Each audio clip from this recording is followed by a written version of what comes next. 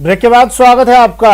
News 18 Rajasthan की पानी के लिए परंपरा बचाओ मुहिम की कड़ी में हम आपको बताते हैं उदयपुर में 400 साल पहले जल संरक्षण के लिए बनवाई गई एक विशाल झील के बारे में, जो आज भी शहर से लेकर गांव तक के बाशिंदों के लिए जीवनदायिनी बनी हुई है। 400 साल पहले जल संरक्षण, विशाल झील में जल भंडार, 9 नदियां, 99 सालों का संगम, जीवनदायिनी जयसमंद। उदयपुर यानी झीलों की नगरी। यह झील इस शहर की खूबसूरती में 4 चांद लगाती है। लेकिन लेक सिटी की प्यास बुझाने वाली एक विशाल झील शहर से करीब 50 किलोमीटर दूर है। जी हां, अरावली पर्वत श्रृंखला के बीच यह जयसमंद झील है, जो एशिया के सबसे बड़े मानव निर्मित मीठे पानी के झीलों में से एक है। जल संरक्षण के लिए इस झील का निर्माण मेवाड़ के तत्कालीन महाराजा जयसिंह ने करवाया था। साल 1711 में 9 नदियां और 99 नालों के पानी को रोककर इस झील का निर्माण शुरू किया गया, जो 1730 में पूरा हुआ। इस झील का फैलाव 52 स्क्वायर किलोमीटर से ज्यादा है। कुल भराव क्षमता करीब 14,650 MCFT है और इसका कैचमेंट एरिया करीब 1,818 स्क्वायर किलोमीटर तक फैला है। ये झील उदयपुर के बाशिंदों के लिए आज भी जीवनदायिनी बनी हुई है।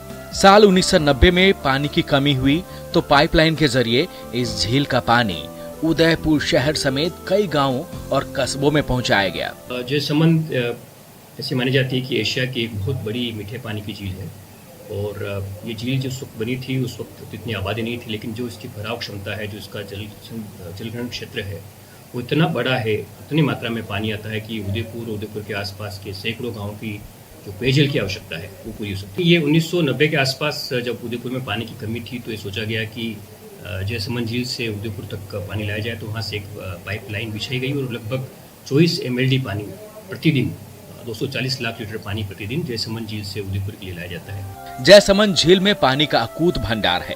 ये झील हर रोज उदयपुर शहर समेत कई गांव के करीब 10 लाख बाशिंदों की प्यास बुझाती आ रही है। ऐसे में इस झील के साथ छेड़छाड़ करना निश्चित रूप से इतिहास के साथ छेड़छाड़ करना है। तो मेरा यही कहना है कि इसके जो मूल स्वरूप है उससे छेड़छाड़ नहीं किया जाए और इसको संरक्षण करने के लिए प्रशासन द्वारा कड़े कदम जो है वो उठाए जाए। एशिया की नंबर 1 मानव निर्मित झील है, जो मीठे पानी का जल है, जो हम काफ़ी समय से हम यहाँ पानी पीते आए हैं। काफ़ी गाँवों को इस पानी से प्यास बुझती है। हम काफ़ी गर्मियों के अंदर जो पानी की दिक्कत आती है वो जयसमंद उदयपुर की प्यास बुझाता है। तो वहाँ पे जो अतिक्रमण हो रहा है उसके अतिक्रमण नहीं होना चाहिए। 400 साल पहले बनाई गई विशाल जयसमंद झील जल संरक्षण की बेहतरीन मिसाल है, जो आज भी उदयपुर के बाशिंदों के लिए जीवनदायिनी बनी हुई है। ये जल संरक्षण परंपरा के जरिए पानी बचाने की बड़ी सीख है। हालांकि इस झील के कैचमेंट एरिया के संरक्षण की जरूरत है, ताकि ये झील इसी तरह लेक सिटी की बाशिंदों के लिए जीवनदायिनी बनी रहे। न्यूज 18 राजस्थान के लिए उदयपुर से कपिल श्रीमाली की रिपोर्ट। डोडा चूरा नष्ट करने की तिथियां घोषित करने के बाद मरुधरा में सियासी पारा चढ़ गया है। अफीम किसानों को लेकर कांग्रेस बीजेपी आमने सामने है। पूर्व में सहकारिता मंत्री उदयलाल आंजना के आरोपों पर बीजेपी नेता श्रीचंद कृपलानी ने पलटवार किया है। उन्होंने डोडा चूरा नष्ट करने की प्रक्रिया को लेकर आड़े हाथों लिया और कांग्रेस पर किसानों को शपथ पत्र के नाम पर ब्लैकमेल करने का आरोप लगाया। श्रीचंद कृपलानी से बातचीत की हमारे संवाददाता सुभाष बैरागी ने।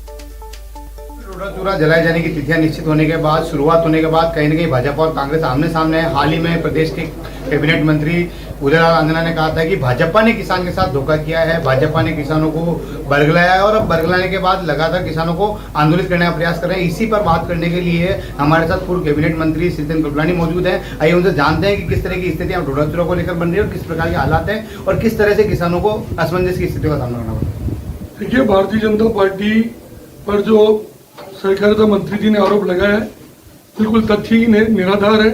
भारतीय जनता पार्टी ने हमेशा किसानों का और विशेष रूप से अफीम के काश्तकारों का कितना भला किया है, कांग्रेस की सरकार में नहीं हुआ। चाहे अफीम के नए पट्टे दिलाने हो, चाहे राजस्थान में डोडा चूरा की पॉलिसी बनानी हो। आपको पता होगा कांग्रेस ने राजस्थान में 55 साल तक राज किया और 55 साल के राज में इस हिंदुस्तान के अफीम काश्तकारों को डोडा चूरे के 2 रुपए किलो के दिए उन्होंने, तो किसान वैसे ही फेंक देता था।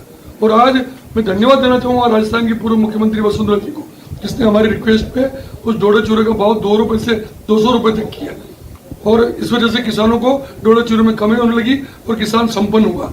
रही बात भ्रष्टाचार की, मैं आपको कहना चाहता हूँ, अभी कांग्रेस के राज में 3 साल का नोटिस किसानों को दिया गया कि 3 साल में जितना डोडा चूरा आपके पास हो वो आप एक्साइज डिपार्टमेंट जमा कराओ। 3 साल का डोडा चूरा किसी के पास रहता है क्या? किसान से आपने पहले 3 साल पहले लिया नहीं, दूसरे साल लिया नहीं, किसान ने खेत में जला दिया या खेत में डाल दिया बीज के रूप में, उसके रूप में, तो आज किसान के पास डोडा चूरा नहीं। लेकिन ये ब्लैक बिलिंग का धंधा करना चाह रही थी कांग्रेस पार्टी कि किसानों से 3 साल का मांग लो, किसान हमारे पास आएगा, हम उससे पैसे लेंगे, सेल्फ डिक्लेरेशन लेंगे और उसको छोड़ देंगे, हम ये भ्रष्टाचार नहीं होने देंगे। सर, बात की जाए तो साफ तौर पर सरकार के जनप्रतिनिधियों का कहना है, नेताओं का, मंत्रियों का कहना है कि किसी प्रकार का डिक्लेरेशन या शपथ पत्र की अनिवार्यता नहीं है, बाध्यता नहीं है। यदि किसान के पास डोडा चूरा नहीं है तो वो साफ तौर पर मना कर। मैंने मान ली इस बात को, लेकिन मुझे ये बताओ इन्होंने नोटिस दिया क्यों? जब आपको पता 3 साल का कोई डोडा चूरा रहता है किसी के पास, इसका मतलब इनकी नीयत में कहीं न कहीं खोट है, वरना नोटिस नहीं देते किसानों को। ये तो भारतीय जनता पार्टी ने सब तहसीलों में आंदोलन किया और आंदोलन से घबरा कर ये कांग्रेस पार्टी स्टेटमेंट दे रही। ये स्टेटमेंट पहले देते ना हमारे आंदोलन के पहले, तो हम मानते कि डिक्लेरेशन देने की जरूरत नहीं, किसानों को परेशान नहीं करेंगे। हमने जब आंदोलन किया, किसान जब आक्रोशित हो गए, तब जाके मजबूरी में आकर इनको स्टेटमेंट देना। किसानों को परेशान किया गया तो इस चित्तौड़ जिले का सबसे बड़ा आंदोलन हम खड़ा करेंगे। यहाँ पर भारतीय जनता पार्टी आंदोलन करेगी और किसानों के साथ नहीं होने देगी। कुल मिलाकर साफ है कि भारतीय जनता पार्टी एक बार फिर आंदोलन के मूड में है और आने वाले समय में हो सकता है कि अफीम डोडा चूरा को लेकर बड़े आंदोलन की शुरुआत चित्तौड़गढ़ जिले से हो। कैमरा पर्सन विनोद के साथ सुभाष बैरागी, न्यूज 18 राजस्थान। अजमेर में बेखौफ बदमाश। अजमेर में युवती से 5 लाख की लूट की वारदात को अंजाम दिया इन बदमाशों ने। रुपए से भरा हुआ बैग लेकर बदमाश फरार हो गए।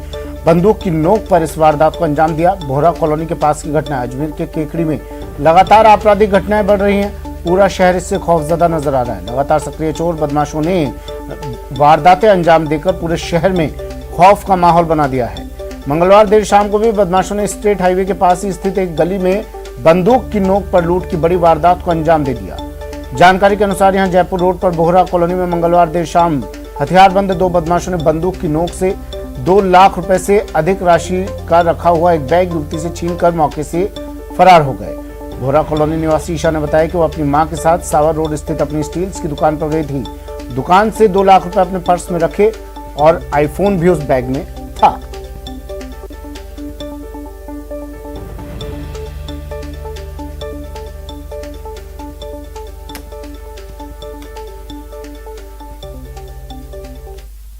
पर्स वगैरह लेकर आ रहे थे। 2 जने बाइक पर आए पल्सर पे, उन्होंने यहाँ पे गाड़ी स्किट करी, फोन स्नीच करके वो लोग भागकर गोली दिखाई थी उन्होंने।